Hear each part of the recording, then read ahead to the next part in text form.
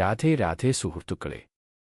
Maharaj G പറയുന്നു, എല്ലാ സാഹചര്യങ്ങളിലും സന്തോഷത്തോടെ ഇരിക്കാൻ കഴിയുന്നത് ഏറ്റവും വലിയ കല ആണ്. പക്ഷേ ആ സന്തോഷം പുറത്തെ വസ്തുക്കളിൽ നിന്ന് ലഭിക്കുന്നതല്ല.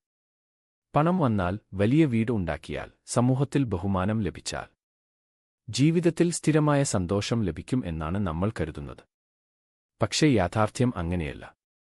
ലോകത്തിൽ നിന്ന് ലഭിക്കുന്ന എല്ലാ സന്തോഷവും താൽക്കാലികമാണ്. ഒരു പുതിയ വാഹനം കിട്ടുമ്പോഴും, ഒരു വലിയ വിജയം നേടുമ്പോഴും മനസ്സിൽ ഒരു ഹർഷം ഉണ്ടാകും. പക്ഷേ അതേ വസ്തു നഷ്ടപ്പെട്ടാൽ, അല്ലെങ്കിൽ സാഹചര്യങ്ങൾ മാറിയാൽ, അതേ മനസ്സ് ദുഃഖത്തിലേക്ക് പോകും. അതിനാലാണ് മഹാരാജ് ജി പറയുന്നത്, ഹർഷവും ശോകവും ലോകത്തിന്റെ ദ്വന്ദ്ങ്ങളാണ്. എന്നാൽ ദൈവവുമായി മനസ്സ് ബന്ധപ്പെടുമ്പോൾ ലഭിക്കുന്ന സന്തോഷം സാഹചര്യങ്ങളെ ആശ്രയിച്ചിരിക്കുന്നതല്ല.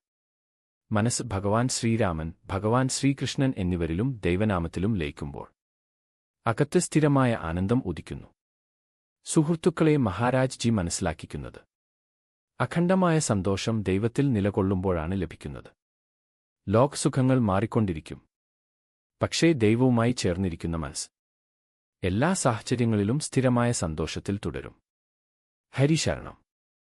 രാധേ രാധേ.